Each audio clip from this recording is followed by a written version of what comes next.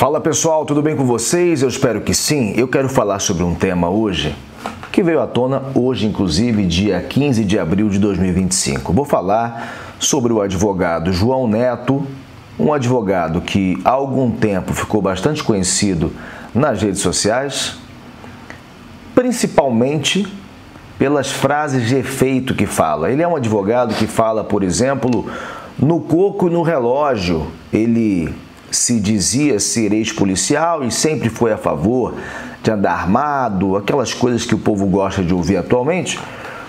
Então ele sempre falou, no coco e no relógio, melhor ser julgado por 7 do que ser julgado por 6. E aqui uma coisa, eu nunca comentei nada que ele postou, aliás, deixei de segui-lo há bastante tempo e já vou falar nesse vídeo por quê, e não vou aqui agora me colocar a falar mal do indivíduo, que eu sequer conheço pessoalmente, a não ser pelas redes sociais. Só que agora, hoje veio à tona um fato que diz respeito a ele, mas que faz refletir sobre alguns pontos sobre os quais eu gostaria de falar com você.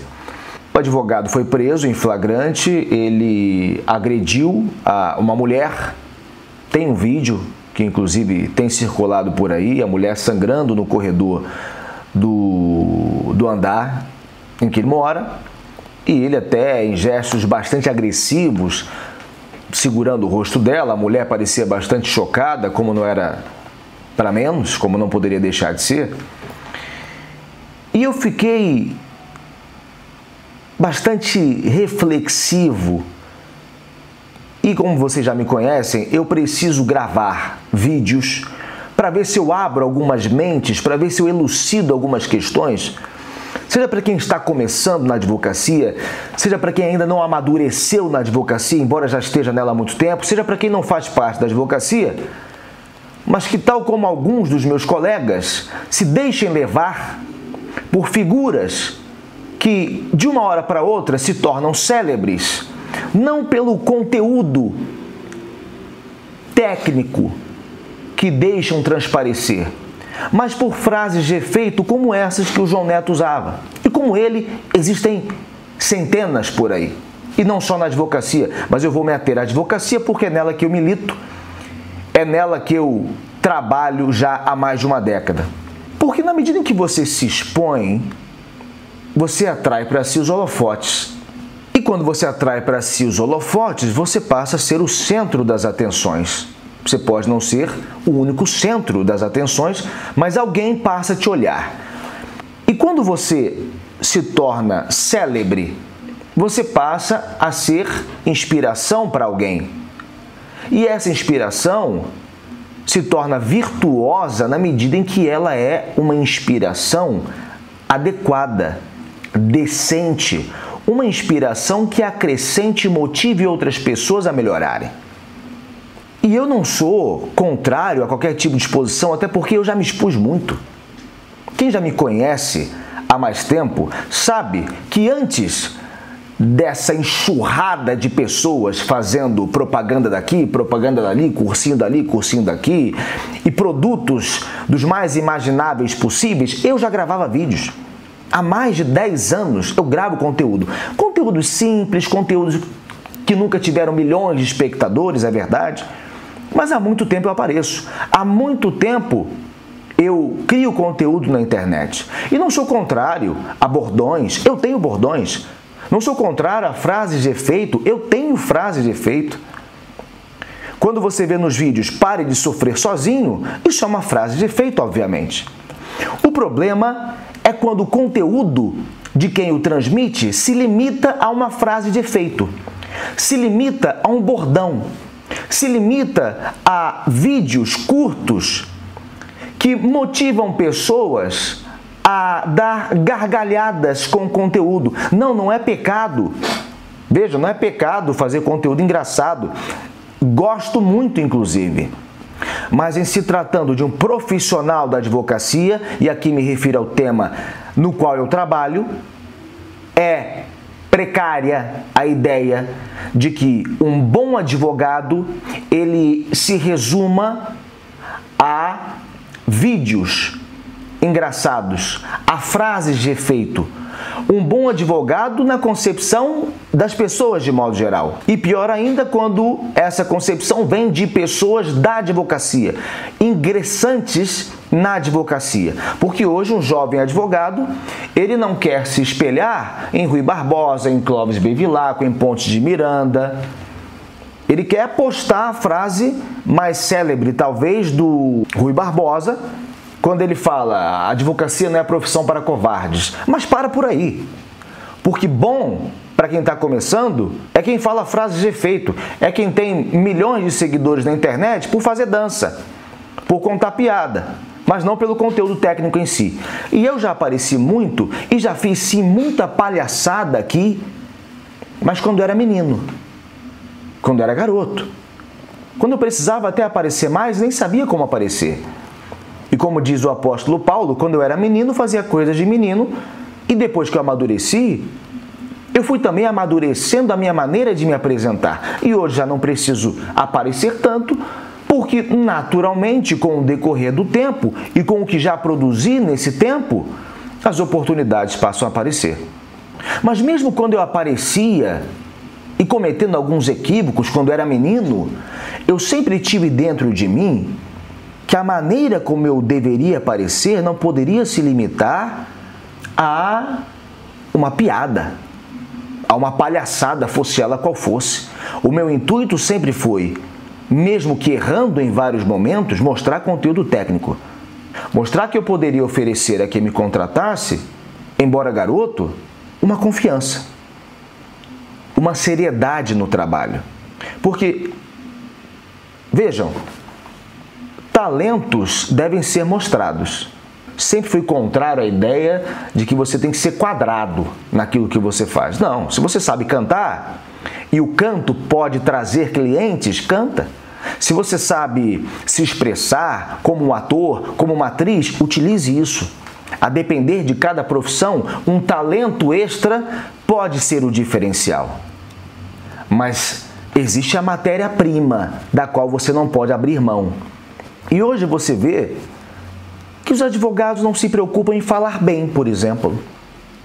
A matéria-prima de quem defende alguém é a oratória, tal como no passado na Grécia, que é o berço do conhecimento que nós trazemos até hoje.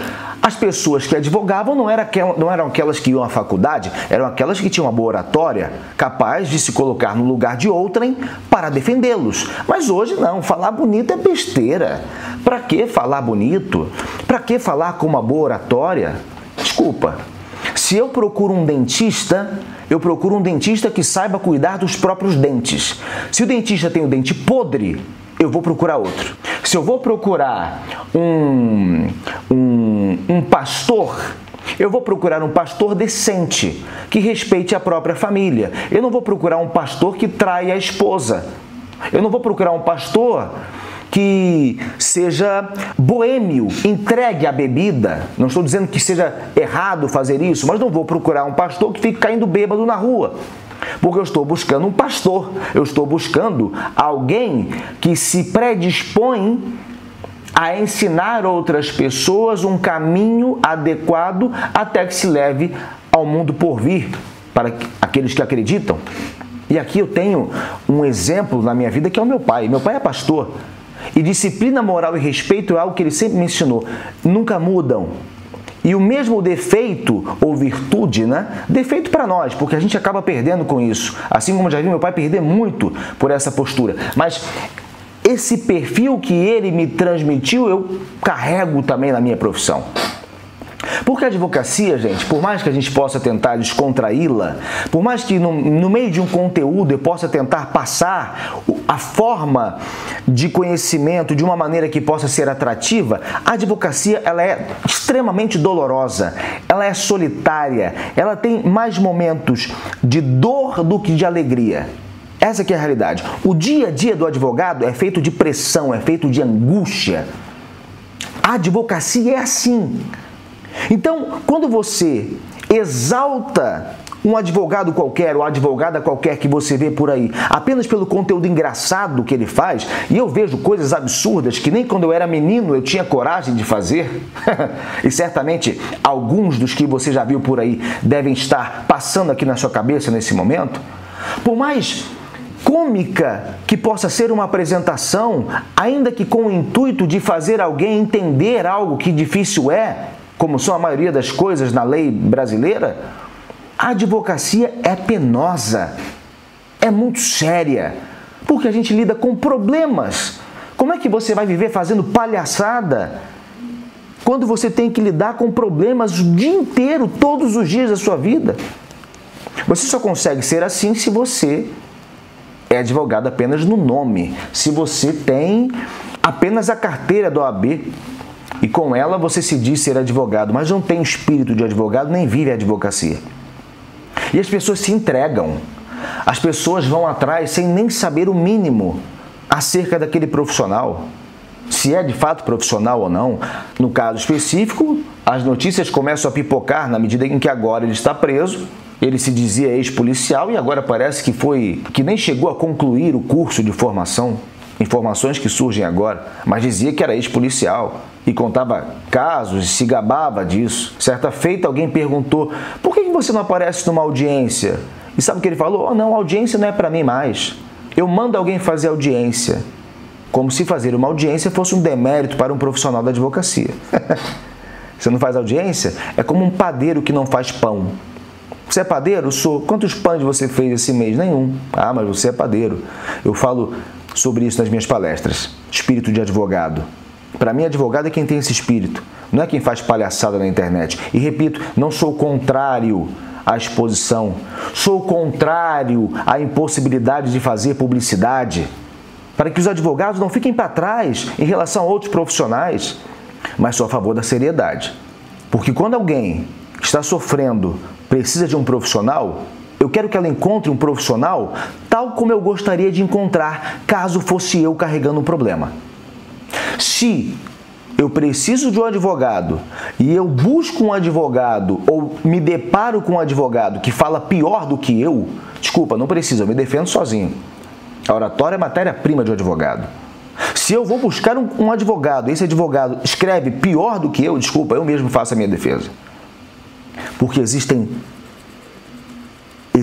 elementos indispensáveis naquilo que a gente faz. Mas as pessoas são responsáveis. Você que me assiste e fica curtindo e compartilhando essas besteiras o tempo inteiro, você que se deixa levar apenas pelos filmes que você vê, você é a presa mais fácil para esse tipo de gente. Aliás, aqui nesse país é fácil crescer enganando pessoas.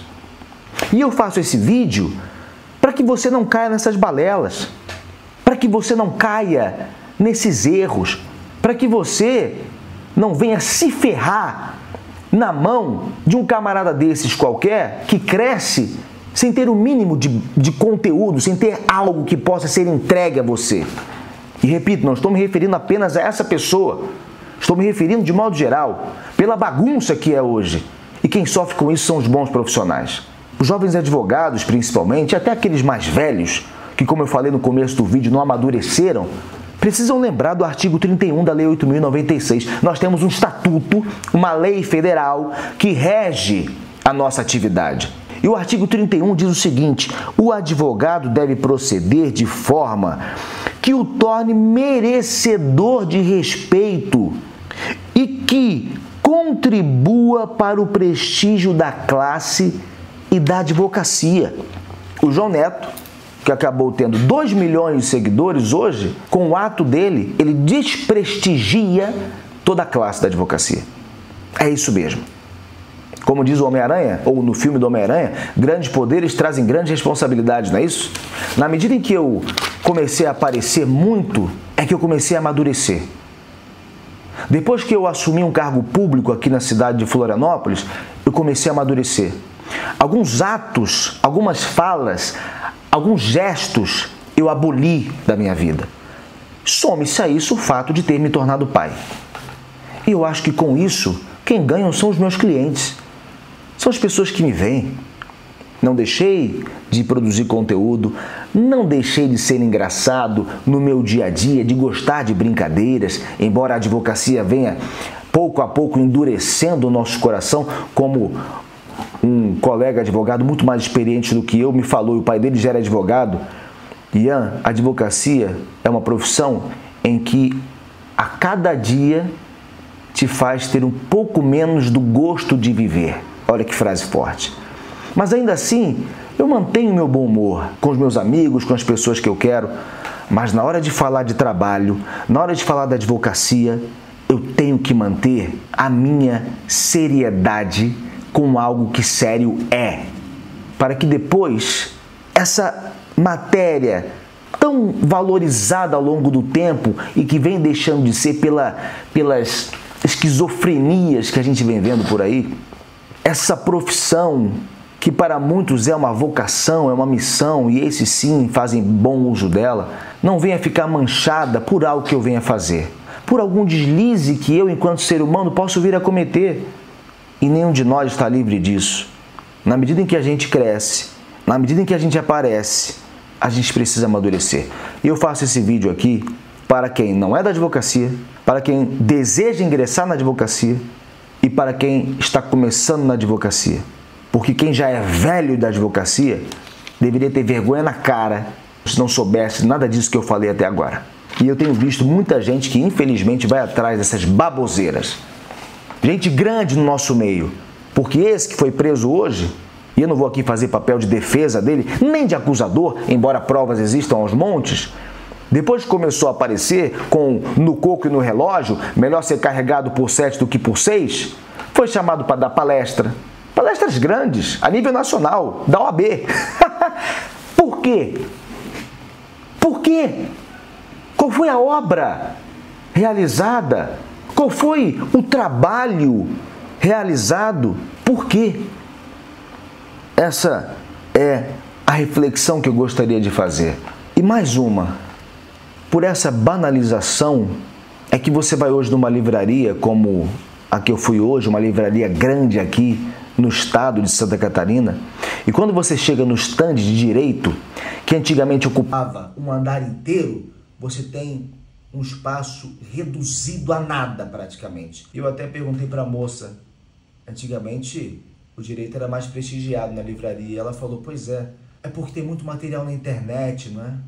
E eu respondi a ela, ou talvez os advogados de hoje não leiam tanto como os de antigamente. O pessoal não quer ler mais, o pessoal não quer estudar, não quer se aprimorar. E com isso, quem sofre? Você, que um dia certamente pode vir a precisar de um advogado. Há uma idiotização que infelizmente não se resume apenas à advocacia, mas às sociedades, não apenas a brasileira como um todo. Para você que não me conhece, eu sou Ian Santos, advogado. Conte sempre comigo. Vejo vocês no próximo vídeo.